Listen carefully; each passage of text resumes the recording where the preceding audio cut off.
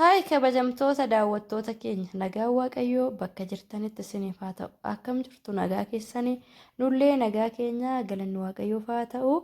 Egaan har'as deebi'ee dhufee har'a immoo muudannoo addaa tokkotu na mudatee muudannoo sanaa takkasiin bohaarsee namoonni waa'ee rifeensa irratti gaafii garaagaraa na gaafattanii deebii isaas qabadhee isiniif dhufeen jira. Viidiyoo kana aga dhumaatti daawwadhaa. Yoo isinitti tole laayikii gochuu hin dagatinaa jecha. Egaa rifeensa koo kanaa hin argitu. Rifeensi koo kuni yeroon miiccadhe jechuudha. Yeroo miiccadhe yeruma sanatti osoo bishaansaa hin goggogini yoon filadhe naa filama. Xiqqoo miiccee sa'aatii 2 yookiin sa'a 3 booda rifeensa kana filuu hin danda'u. Egaa har'aa muudannoon na mudates waa'ee rifeensaa kanarratti rifeensa kana miiccadhee itoon takka hin turre keessummaan natti dhufe. Keessummaa kootii buna danfisee maal jedhee hinnaan keessummaa kiyya gaggeessee deebi'u rifeensi koo kun addallee naa ba'uu didee baay'ee tokko na rakkise. Egaa namoonni baay'eenis gaafii kana wal qabatu waan na gaafattanii fi deebisaa qabadhee dhufeen jira. Kuni muudannoo kooti garuu immoo kuni guyyaa har'aa na mudate namoota baay'ee gaafii isin na gaafattan keessatti rifeensi keenya wal qabataa hin filamu baay'ee nu rakkisaa baay'ee nu dhukkubaa baay'ee lafatti harca'aa hin caccabaa warri jettanillee egaa muudannoo koo bichaaf osoo hin ta'in akka irraa barattaniifis viidiyoo kana waraabiraa. Garuu namoonni baay'een egaa waa'ee rifeensa irratti rifeensi koo hin filamu jettanii jalqabaa rifeensa yeroo miiccitanii akkuma koo kana yeruma sanatti jechuudha yeroo miiccattan hojii irraa bilisas yoo taatanii yookiin immoo bilisas ta'uu baattanii rifeensa keessa yeruma sana hidda fooxaadhaan bishaan isaa irraa goggogsitanii osoo daftanii filattanii baay'ee gaariidha.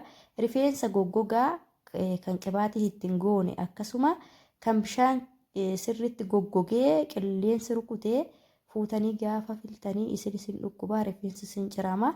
Egaa kanarraa rifeensa kiyyaa akkanatti cicciraa rakkachaa kanan filaa jiruu fi isinitti meera jalqaba irratti rifeensa kiyya miiccee ergan deebi'ee keessummaan natti dhufe keessummaa sana gaggeessee yeroo bahutti rifeensi na jalaa goggogee rifeensi too akkanatti na rakkisu filaatiin jira jechuudha. Kukkutaa filaan jira. Egaa rifeensi bishaan hedda irraa goggogee baay'ee na dhukkubaa akka kiyyatti naafillee hin ajajamu. Rifeensi kiyyaa yeroo baay'ee kan ajajamu yoon baalazinii akkasuma qibaatii kanan fayyadamu sanatti godhe akkasumallee yeroo miiccuu bishaan hidda goggogee rifeensi hin shakaarofne yookiin rifeensi sirriitti hidda bishaan of keessaa hin gogsinini rifeensa kiyyaa filadha. Har'a garuu gaa muudannoo yeroo jalqabaatiif muudannoo naaf ta'ee rifeensi kiyya na jalaa ciccitee akka ajaa'ibaa kanatti lakkuma argitanii rifeensi kiyya wal qabatee jira. Keessatti wal qabatee waan jiruufi egaa isa wal qabate kana immoo filaadhumaan tokkichatti galchee filuun anas na dhukkubaa rifeensa kiyyas na jalaa miidha.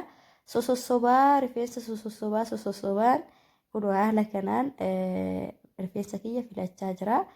Egaa yeroo baay'ee rifeensa malaan filuu akkasumallee baalaziniin rifeensa wal xaxu jechuudha. Rifeensa goggogee wal xaxee isinii filamuu diduu baalaziniin baay'ee faayidaa guddaa qaba. Anilleen kun amma baalazinii itti diddibeetanii harka kiyyaan dura akkanatti hiikatiin kan hin filu malee rifeensi wal jalaa qabate jechuudha. Egaa amala rifeensa keessanis baruun barbaachisaadha. Amala rifeensa kootii keessaa inni tokko rifeensa kiyya miiccee yeruma sanatti osoo hin turre yoon file malee naaf hin filamu hidda goggogee naaf hin filamu. Yeroo baay'ee rifeensa yeroo miiccinee boodatti jechuudha. Rifeensa yoo danda'amaa ta'e keessattuyyuu shamarran baay'een yeroon argu rifeensa dha'uu ofirratti dha'uu fa'aa hin dandeessu jechuudha. Nama ofii kootii diindinuu fi xiisaan diindinuu beeka malee rifeensa ofirratti dha'uu hin beeku. Kukkubbeessuudhumallee isa namni kukkubbaa jedhu sana kukkubbaa namti sunillee gara duubatti baay'ee na rakkisa.